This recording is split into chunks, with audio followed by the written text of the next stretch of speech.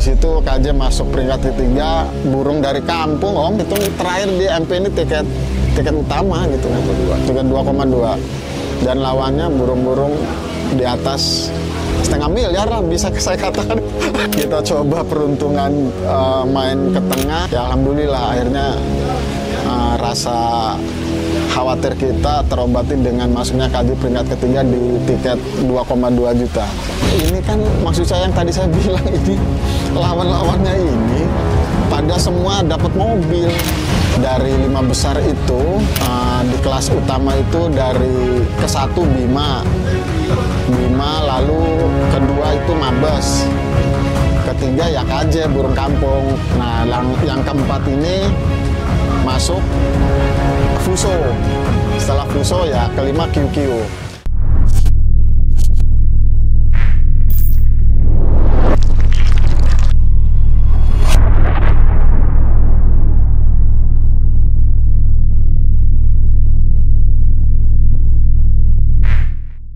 Saya nama Haji In, saya dari Serang, Banten. Kebetulan saya owner langsung dari Murai Batu KJ. Saya ingin flashback ke belakang terkait tentang KJ ya. Berawal dari Latberan, KJ itu memang dia nggak pernah jong gitu ya, maksudnya masuk terus. Lalu kita bertahap ke kelas BOB. Dari situ kelas BOB KJ ini terus meningkat performanya dan memang karakternya, fighternya tinggi. Makanya saya berambisi dan punya feeling gitu kan, melihat burung ini kuat main untuk ke tengah. Setelah perjalanan akhirnya kita mainlah di Citra. Nah terakhir ini saya melakukan yang Piala Road 2 di Masterpiece. Kebetulan saya mengambil tiket utama ini KJ. Sebetulnya saya agak-agak ragu karena memang pas waktu kita akan mengangkat KJ di gantangan tiket utama itu, saya melihat lawan-lawan ini kebetulan saya paham dan kenal gitu, karena memang saya melihat sering cuplikan di YouTube antara Fuso, Mabes gitu kan. Wah, ini kata saya ini burung gila semua kan gitu kan. Cuman ya dengan percaya diri saya dan kuat karakter melihat si KJ ini memang daya tempurnya dia meyakinkan. Akhirnya pas saya lihat ya alhamdulillah gitu kan. Kebetulan ring yang deket sama KJ ini ya dekatnya dengan Fuso. Jadi memang di blok KJ ini di belakang ini kalau menurut saya itu kurang ada yang nimbul. Makanya dia beradunya dengan Murai Batu Fuso. Sedangkan Murai Batu Fuso ini yang saya tahu dia tawaran 600 juta dari Mr. Prio, nggak dikasih, hanya senyum itu ownernya. Nah, dengan peringkat ketiga dan Fuso peringkat 4, akhirnya saya wah luar biasa ini KJ kan gitu kan. Makanya saya euforia sekali dengan pencapaian Murai Batu KJ ini. Saya berharap memang sebetulnya ini KJ burung muda, baru tiga kali mabung. Cuman memang dia yang tadi saya bilang karakter fighternya tinggi dan dia tidak melihat itu burungnya mapan atau tidaknya, dia memang pasti selalu nyerang gitu kan. Jadi ya terbukti gitu, mungkin ya selain musuh-musuhnya di situ tinggi semua ininya, dan memang waktu itu Korlap juga bilang ini hampir 70% burung menyala semua gitu kan, menyala semua. Tinggal ya mungkin banding-banding kan, akhirnya juri seperti itu, kalau memang burung bagus semua tinggal melihat banding-bandingnya. Ya alhamdulillah di situ KJ masuk peringkat ketiga, burung dari kampung Om. Burung kampung. Kita coba peruntungan main ke tengah, langsung dari Citra ke BSD, ke Masterpiece. Ya alhamdulillah akhirnya rasa khawatir kita terobati dengan masuknya KJ peringkat ketiga di tiket 2,2 juta. Dari 5 besar itu di kelas utama itu dari ke-1 Bima, lalu kedua itu Mabes, ketiga ya KJ burung kampung Om. Nah, yang keempat ini masuk Fuso. Setelah Fuso ya kelima QQ. Nah, dari sebetulnya ajuan juri itu 7. 4 juri ajuan ada 7, jadi yang 2 gugur, ambil 5 besar. Nah, di situ ya masuk KJ ketiga.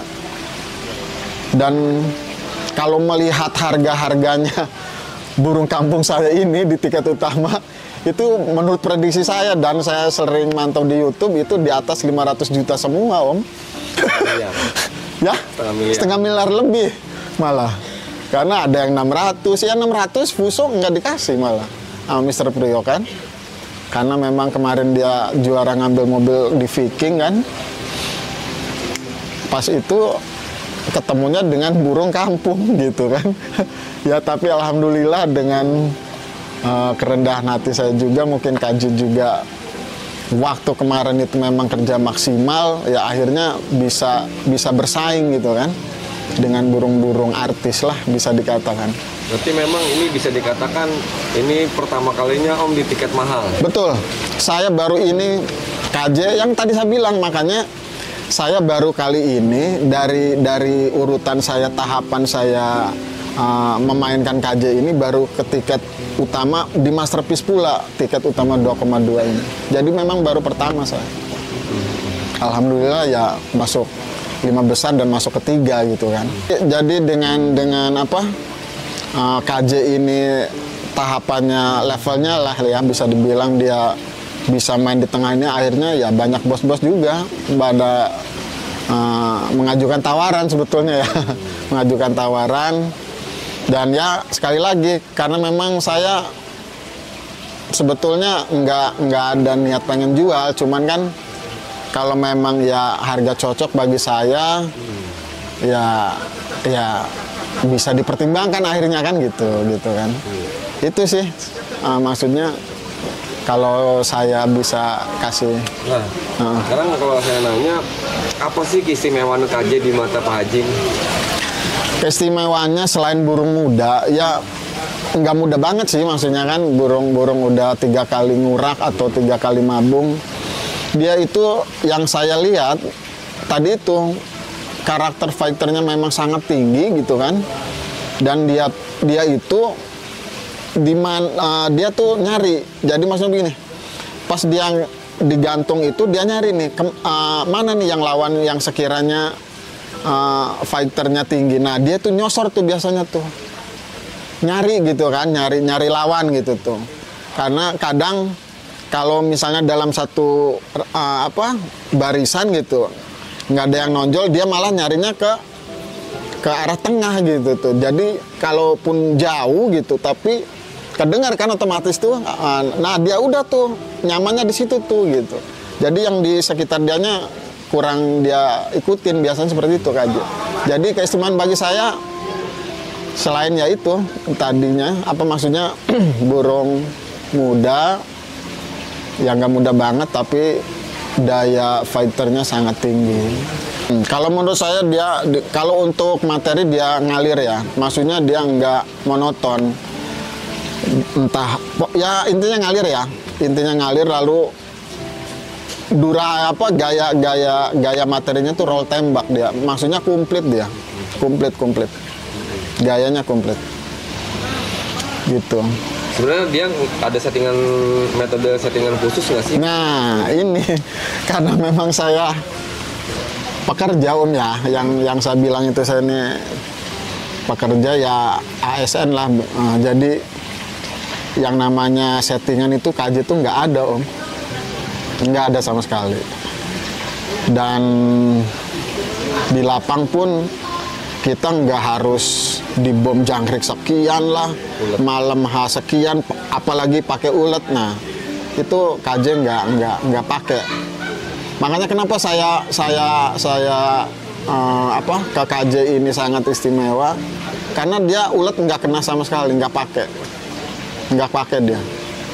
Jadi mungkin biasanya setahu saya kalau burung nggak kena ulet dia biasanya akan awet gitu kan, karena memang fighter alaminya sangat tinggi gitu kan, jadi nggak mesti harus pakai ulet kalau menurut saya gitu. Makanya saya keistimewaan KJ seperti itu.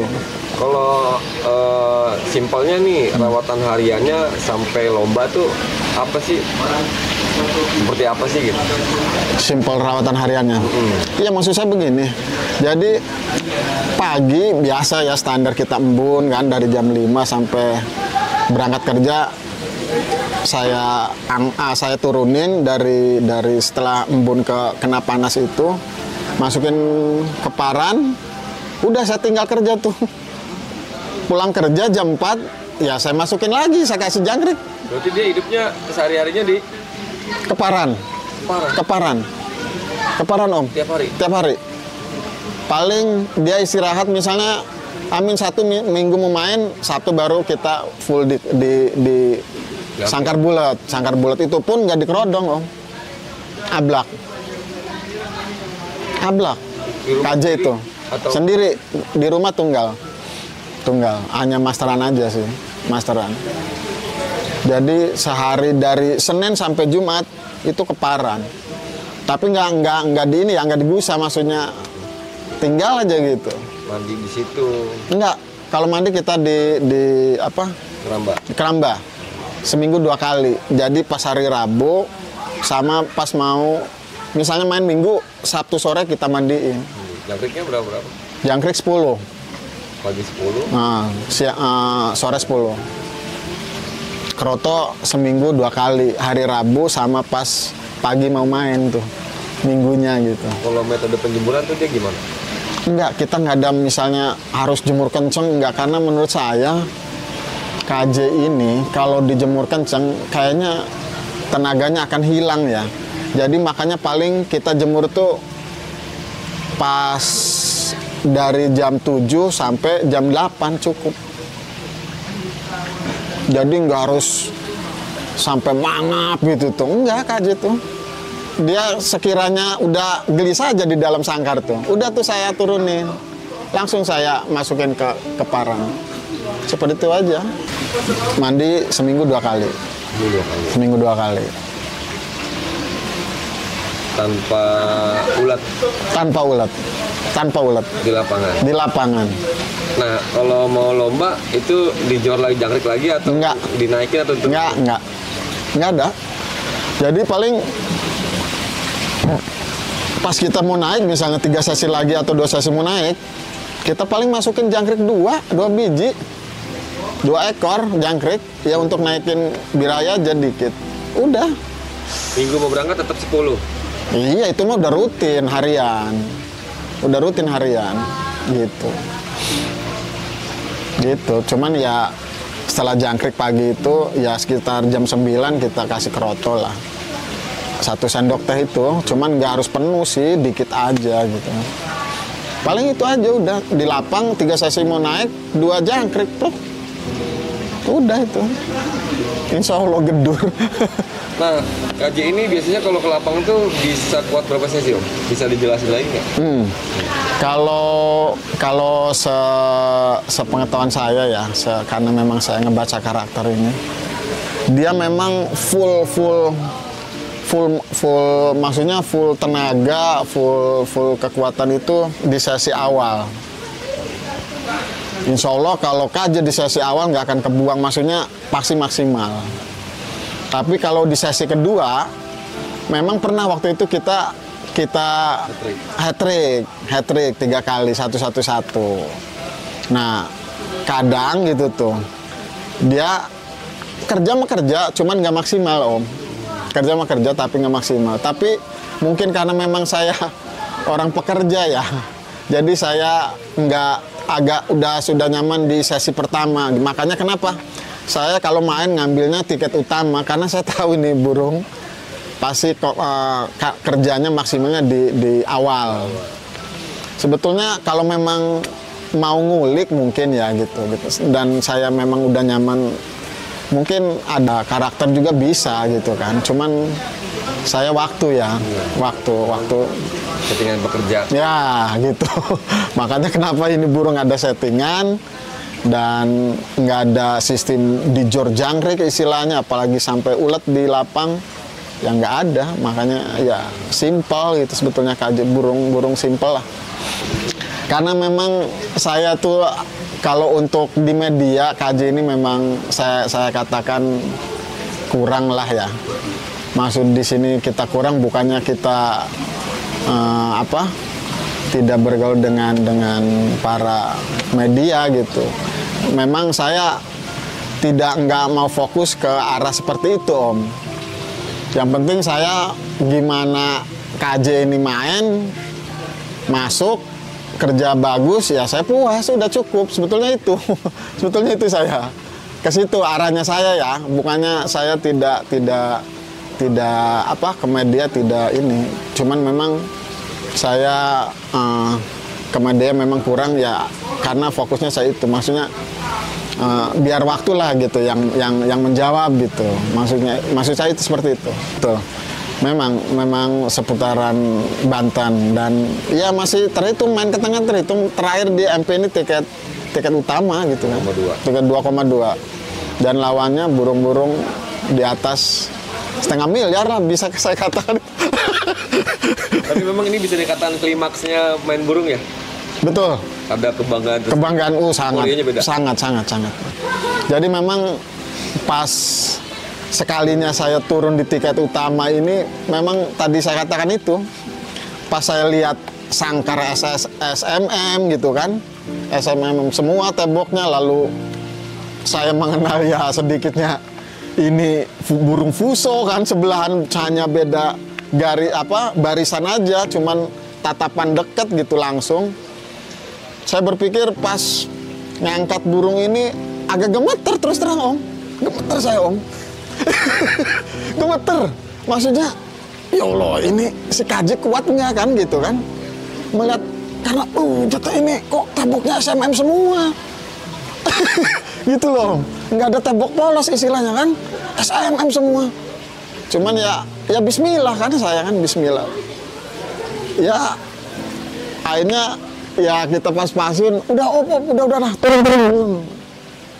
Pas saya lihat KJ kan memang kalau udah nyantol dia udah tuh sujud buang materi, pokoknya dia naik turun pasti nyari sambil nyari tuh. Udah ketemu lawan. Udah, kalau udah ketemu udah tuh fokus ke situ dia gitu. Kebetulan ya yang tadi saya bilang, maksudnya dempet dengan fuso sangat dekat KJ ini ya. Kalau untuk harga kan tadi yang saya bilang, maksudnya harga yang menanyakan itu banyak, Om. Setelah keluar juara. Setelah ya pasca main tiket utama DMP ini banyak tawaran dan ingin melihat secara langsung gitu kan. Tapi memang mayoritas kalau memang ada label maksudnya juara di MP sangat yang menanyakan KJ ini sangat percaya dengan kualitas gitu kan. Cuman kembali lagi, maksud saya sebetulnya saya tidak ingin saya mau jual nih, enggak. Saya kan memang sedang menikmati istilahnya euforia dari kesuksesan burung murai KJ ini. Tapi seandainya gitu, kalau ada rezeki, memang KJ-nya ada rezeki, harga cocok, ya bisa gitu kan, bisa kita obrolin. Sebetulnya kalau ya memang kemarin tuh ada yang mantau ya, ada yang mantau lewat kebetulan teman dekat saya, bilang harga deal, oke kita berangkat. Burung kelas utama masuk, Om. Ya kan? Bukan 5 besar, bukan juara 45 loh, 3 ini. Mungkin biasanya setahu saya ya, event itu kan 5 besar yang diambil kan. Kalau di 5 besar itu masuk ya berarti burung udah tergolong di atas rata-rata lah. Apalagi di tiketnya tiket utama gitu kan. Ini juara 3, Om. Tiket 2,2. Pesaingnya itu harganya di atas 500 juta ke atas. Coba, burung KJ ini yang menurut saya kan itu hampir 70% kata Korlap menyala semua. Ini saya akui Korlap burung gila semua. Tapi kan jelas juri ada banyak pembanding kan. Nah dari situ kalau menurut saya ini ya, kacamata saya, tiket 2,2 juara 3, kurangnya di mana KJ ini mainnya? Di 5 besar ini yang tadi saya bilang, Burung pernah juara ngambil mobil semua. Lah KJ mau ngambil apa? Burung dari kampung main ke tengah. Pertama 2 kali lah di MP, cuman di tiket utama ya di Masterpiece ini masuk langsung ketiga. Mungkin orang juga pada nanya ini burung siapa kan gitu kan. Iya, dengan banyak asumsi, banyak yang bilang setelah pantau alasannya banyak alasan, jeda segala. Lah kata saya ini burung yang sering biasa dapat mobil gitu kan, juara 4-5, kita juara 3 besar maksudnya gitu. Masih ada kurang kerja, lah gimana cara menilainya coba? Gitu kan? Maksudnya cara menilai bukan juri, si pembeli mungkin. Iya, ya yang memantau, yang memantau maksudnya ini si pembeli ya, yang minat gitu kan, yang minat. Lah, menurut analisa saya ini ngelihatnya dari apa gitu kan, dari segi mananya gitu kan. Kecuali ya kan tiket yang maaf ini mungkin di 1 juta ke bawah ya kan, lalu nggak juara misalnya, taruhlah nggak juara, terus ini otomatis kan lawan-lawannya juga mungkin kualitasnya mungkin belum terlalu inilah gitu ya. Ini kan maksud gitu loh. Ini maksudnya makanya saya bingung, ini peminat ini kekurangannya dari apa gitu loh. Masuk 3 besar ini loh.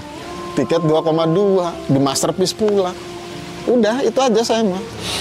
Kecuali burung nggak juara. Nah, kecuali gitu kan dari tiket 2,2 nih keluar dari 5 besar, berarti kan nggak juara tuh. Batal, wajar kan gitu. Lah ini masuk 5 besar juara ketiga. Coba bayangin lah, saya nggak habis pikirnya. Gitu loh. Nah, tapi ya kembali lagi maksudnya ya itu saya lagi hanya cerita aja Om. Saya cerita maksudnya keadaan seperti itu, dan memang ya mungkin orang terlalu atau belum paham atau saya intinya mungkin tidak inilah kurang puas atau seperti apa, saya nggak paham tuh ke situ.